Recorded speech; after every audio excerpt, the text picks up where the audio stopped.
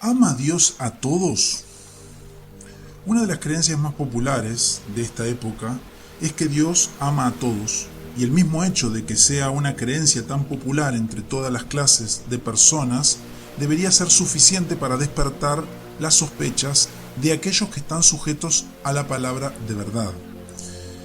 El amor de Dios hacia todas sus criaturas es el principio fundamental y favorito de los universalistas, unitarios, teósofos, científicos, cristianos, espiritualistas, ruselitas, etc.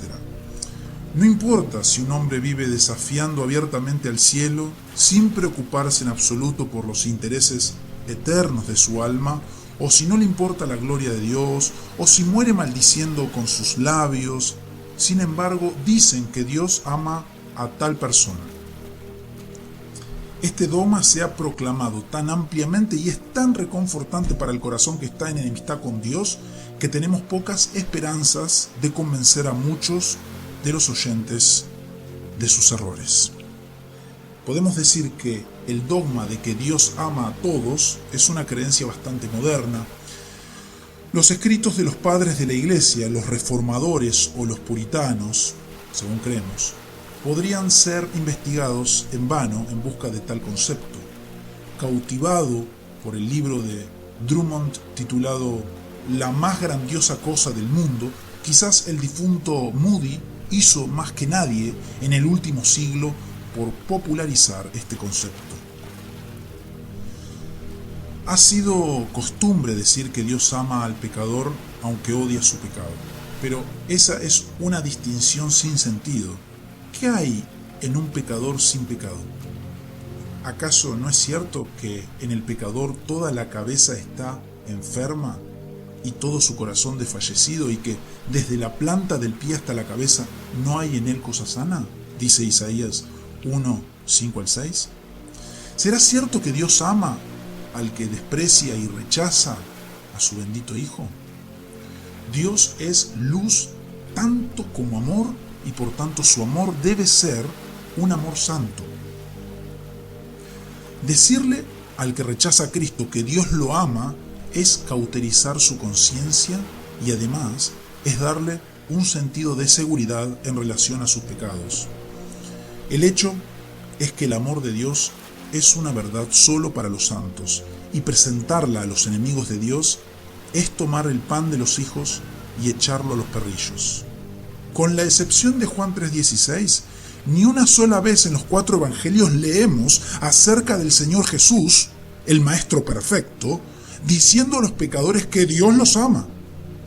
En el libro de los Hechos, que registra las labores evangelísticas y los mensajes de los apóstoles, nunca se hace referencia al amor de Dios.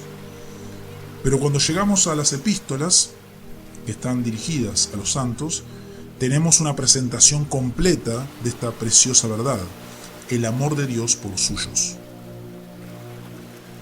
Busquemos dividir correctamente la palabra de Dios y entonces no seremos hallados tomando verdades que están dirigidas a los creyentes y aplicándolas mal a los incrédulos. Lo que los pecadores necesitan que se les muestre es la santidad indescriptible, la justicia inflexible y exigente, y la terrible ira de Dios. Arriesgándonos al peligro de ser mal interpretados, diremos, y nos gustaría poder decírselo a todos los evangelistas y predicadores del país, que de parte de los sanos en la fe, hay demasiadas presentaciones acerca de Cristo a los pecadores de hoy, pero muy pocas de estas muestran a los pecadores su necesidad de Cristo, es decir, su condición absolutamente arruinada y perdida, su inminente y terrible peligro de sufrir la ira venidera, la terrible culpa que recae sobre ellos ante los ojos de Dios. Presentar a Cristo a aquellos a quienes nunca se les ha mostrado su necesidad de Él es más bien hacerse culpable de echar las perlas delante de los cerdos. Si es verdad que Dios ama a todos los miembros de la familia humana, entonces, ¿por qué nuestro Señor le dijo a sus discípulos: el que tiene mis mandamientos y los guarda, ese es el que me ama, y el que me ama será amado por mi Padre. El que me ama, mi palabra guardará, y mi Padre le amará. Juan 14:23. ¿Por qué decir, el que me ama será amado por mi Padre, si el Padre ama a todos? La misma limitación se encuentra en Proverbios 8:17. Yo amo a los que me aman. Nuevamente leemos, aborreces a todos los que hacen iniquidad. Esto no se refiere meramente a las obras de iniquidad, sino que aquí hay un rechazo rotundo de la enseñanza actual de que Dios odia el pecado, pero ama al pecador. La Escritura dice, aborreces a todos los que hacen iniquidad, Salmo 5:5. Dios está airado contra el impío todos los días, Salmo 7:11. El que rehúsa creer en el Hijo no verá la vida, sino que la ira de Dios está sobre él, Juan 3:36. No se nos dice que la ira estará, sino que ahora mismo ya está sobre él. ¿Puede Dios amar a aquel sobre el cual está su ira?